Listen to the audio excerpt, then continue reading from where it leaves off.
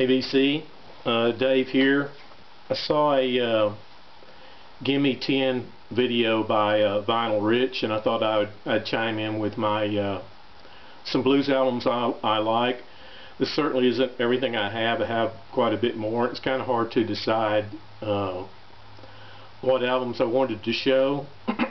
But one of the first ones that I thought of, I've got some of the older blues artists, Howlin' Wolf and all that, Mississippi Fred McDowell and all those guys. I got even a lot of like early B.B. King albums and so on and so forth. But when I first started out listening to the blues, I liked all the early blues acts that were inspired by the blues, like Cream and Savoy Brown and the Rolling Stones and people like that. Even your first two Jethro Tull albums, particularly the first one, had a lot of blues influences on it. And of course, some of these musicians, and Eric Clapton too, coming out of Cream, and a lot of these guys would always talk about who they liked and where they got their influences from, and so you could track those down as well.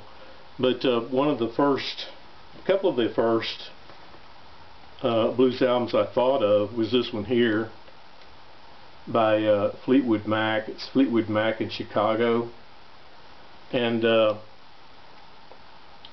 on the disc with them, it's a 2 CD disc, recorded in 1969, and on the disc with them is people like Buddy Guy, Willie Dixon, Otis Spann, and some other older blues artists.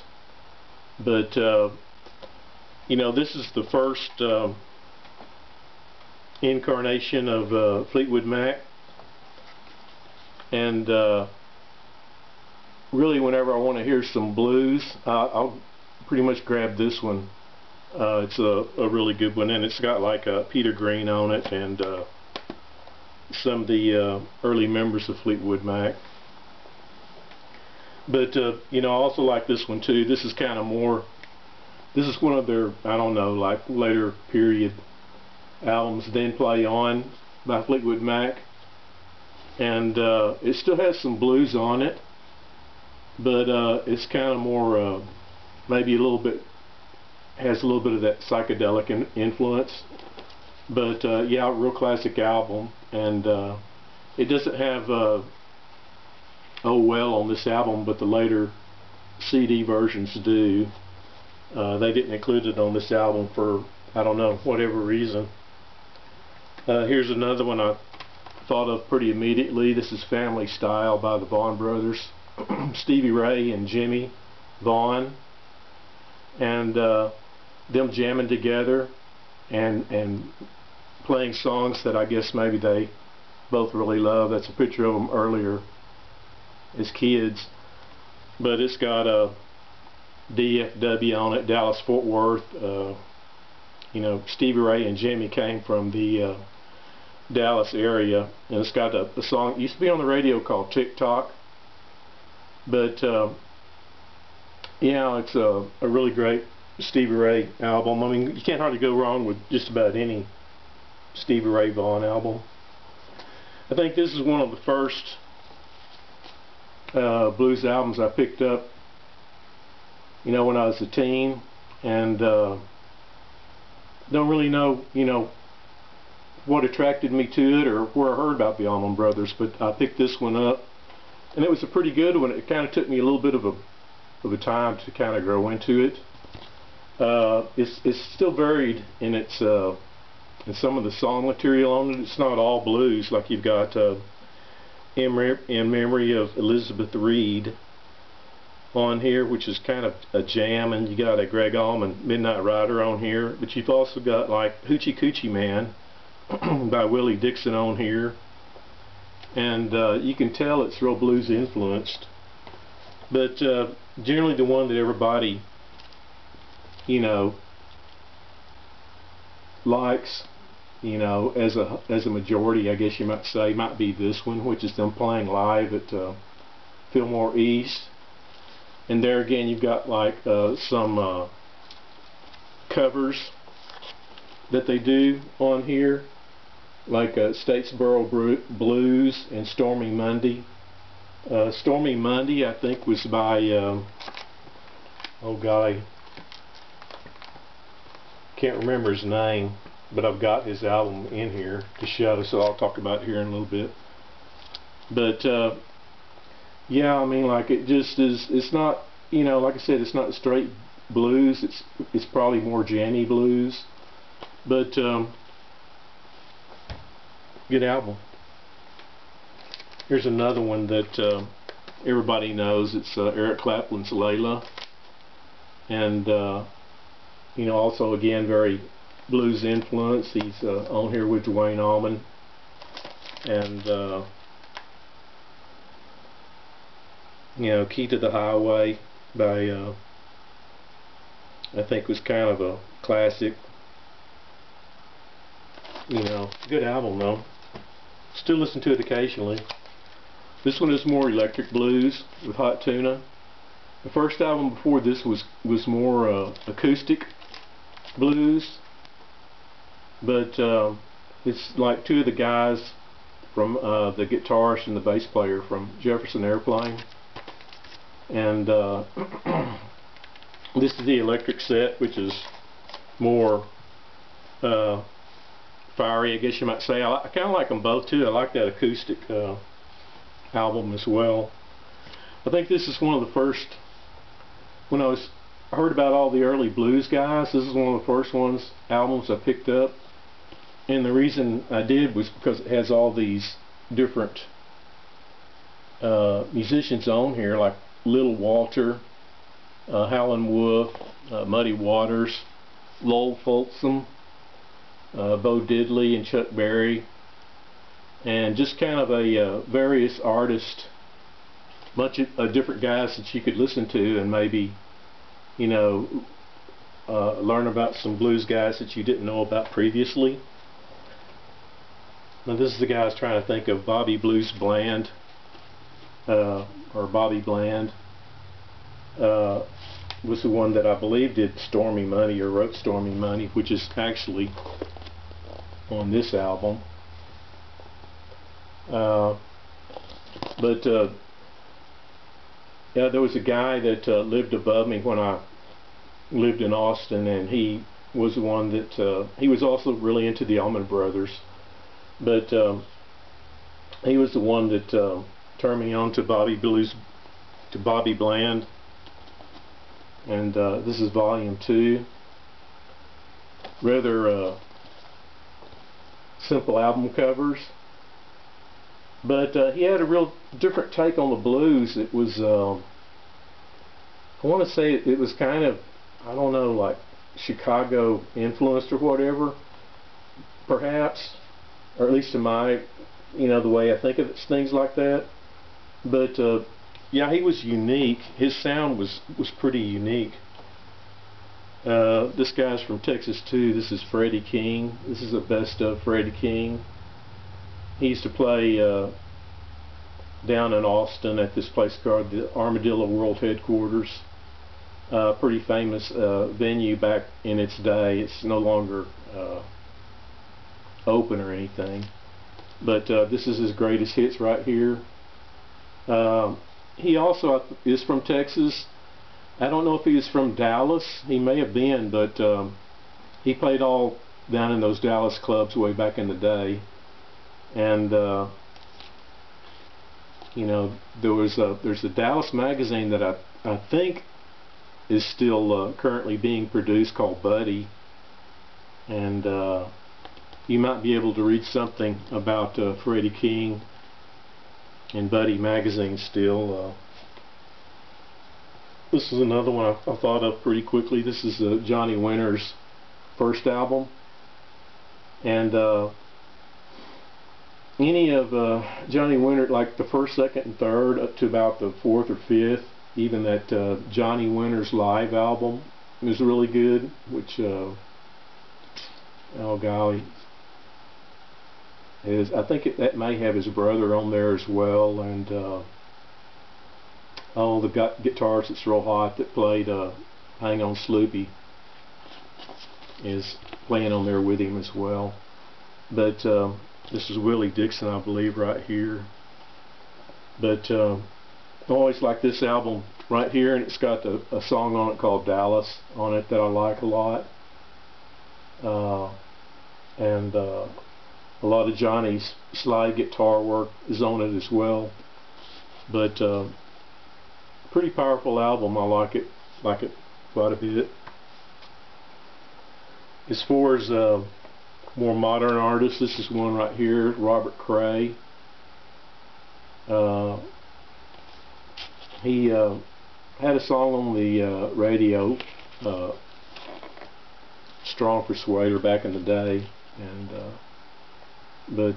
yeah, good guitarist and performer.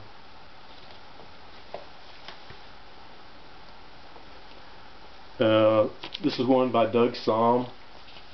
He's not straight blues, but he does incorporate a lot of blues in a lot of the music that he makes. He's real varied.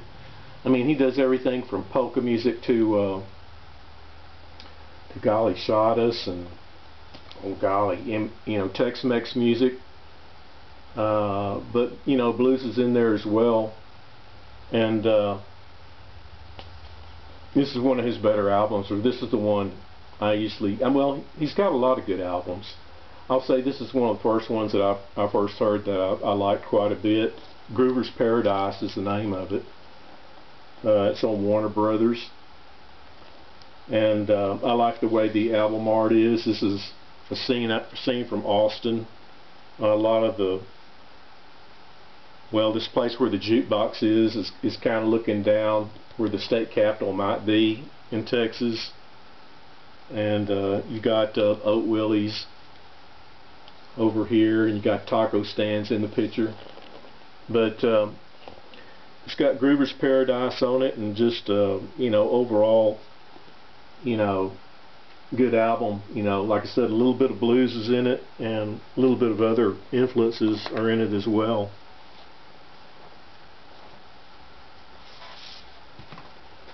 This is T-Bone Walker. Greatest hits by him. Another Texas artist. He grew up in a town over here close to where I'm living now. Lindale, I believe, is the name of it. And when I moved down here to East Texas, they used to have a T-Bone Walker Blues Festival over in that area. And I never did make it up into that town to see that festival, but they've since moved it over here to Longview. I think just because it's the venues are better, and you know, it's a little bit more centrally located. But you know, T-Bone Walker is pretty influential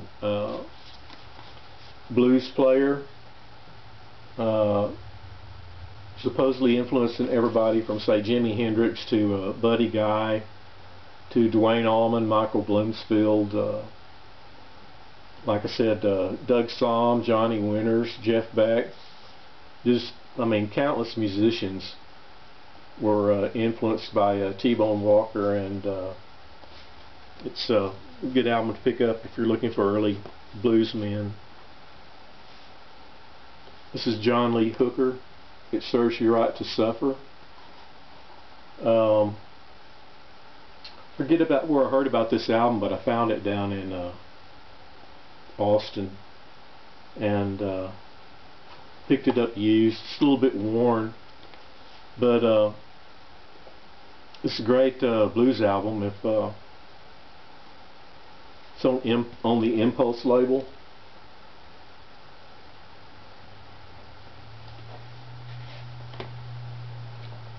And along with that other greatest hits, or various artists blues album. There's all kind of like blues albums with different musicians on it. This is another one that I picked up that has various people on it, and what it does is it kind of takes it, if I'm thinking this is the right one, it kind of takes, no, it's this one here. This is another one, The Story of the Blues. It kind of takes the blues and does it chronologically. It starts out with the origin of the blues, and then side 2 is blues and entertainment. Like it starts out with people like Charlie Patton, Blind Lemon Jefferson, Lead Belly, and really early blues artists, and then goes up into blues and entertainment with Bessie Smith and Butterbean and Susie, and oh golly, just, you know, a bunch of different people. A lot of them I'd never heard of. And then on side 3 is the 30s urban and rural blues. Starting, you know, it's got some Robert Johnson on here, Booker White, Memphis Minnie, and then side 4 is World War II and after with Blind Boy Fuller and Sonny Terry and Brownie McGee, Sonny Boy Williams, Big Bill Brucey, and just a whole lot of artists, different ones. So if you're kind of looking for a history of the blues, something like that, you can always get some records like this, and they're entertaining as well as, you know, learning a little bit about the history of the blues. This was another one, The Great Bluesmen. This is on Vanguard Records, and again, it's got a variety of musicians on here with write-ups in the liner notes. It's got everybody on here from John Lee Hooker to Sleepy John Estes, Muddy Waters, Jesse Fuller, Reverend Gary Davis, and Skip James, and just a whole bunch of different ones that I was not familiar with. So you know, I like picking up stuff like this just to explore things that I've not heard before. And this is another blues guy I like. His name is Mance Lipscomb, and I'm not real sure. I should have looked on Googled him before I did my video, but he's playing acoustic guitar there. And that's why I like these, is because a lot of these are, rather than electric bass, they're acoustic guitar based, and so they have a little bit of a different sound. But there were several volumes of these put out, and they're all pretty good. Just him, for the most part, playing his acoustical guitar.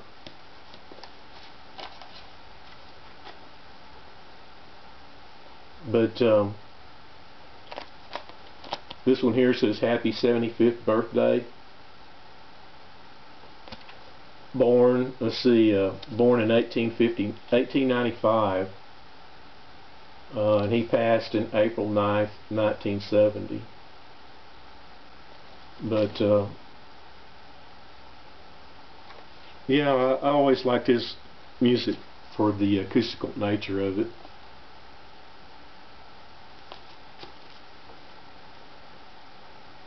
Here he is playing with a guy with a banjo. This is volume 6.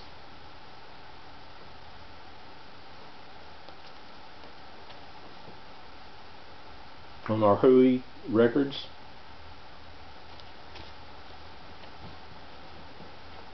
Then also, always used to like listening to Bonnie Raitt, and still do. This is her collection, or a greatest hits by her. I've got some of her earlier albums, which I like, but I think I found this probably in a pawn shop or something, and because it has, you know, her greatest hits and a variety of her hit songs on it, you know, I wanted to pick this up as well. Angel from Montgomery and Guilty, I feel the same. But well, she used to be on the radio a lot back when I was growing up, not so much now. But yeah, really great guitar. Slide guitar is what she usually plays. This is another Ronnie Earl and the Broadcasters. This is more of a modern update of the blues on Blacktop Records. But Ronnie Earl has many albums, but basically he's basically unknown. I mean, I'd never heard of him until I walked into a record store and they were playing it. The same with this guy. This is Duke Robillard and the Pleasure Kings, Rockin' Blues. This is on Rounder Records. But you know, I never knew of Duke Robillard either until I walked into a record store and heard them playing his music, and I thought, wow, that's pretty good. So I mean, there's just like tons and tons of blues musicians out there, and there's a lot to explore, and I've got a lot that I've not shown yet as well, but I did show about 10, so wanted to chime in and show some of the blues stuff I've enjoyed listening to over the years, and we'll talk to you later.